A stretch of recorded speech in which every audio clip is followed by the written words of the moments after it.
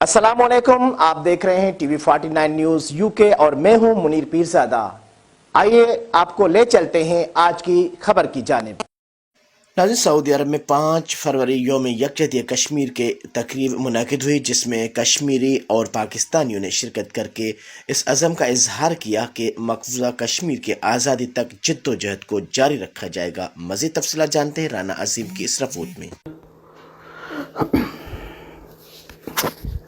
Saudi अरब के दारकूमत Riyadh में सफारतखाना पाकिस्तान में मुनक्किद होने वाले यौम यकजहती कश्मीर की तकरीब में सफ़ीर पाकिस्तान अमीर खुर्रम राठौर और दीगर सफारती अफसरान के अलावा कश्मीरी और पाकिस्तानी कम्यूनिटी की बड़ी तादाद मौजूद थी।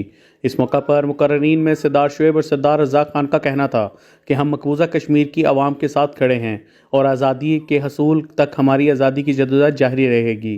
ताहम ज़रूरत इस अमर की है कि अक़वाम मुत्तहिदा अपनी पास करदा करारदारों पर अमल करवाते हुए कश्मीरियों को इस्तिस्वाब राय का हक दिलाने।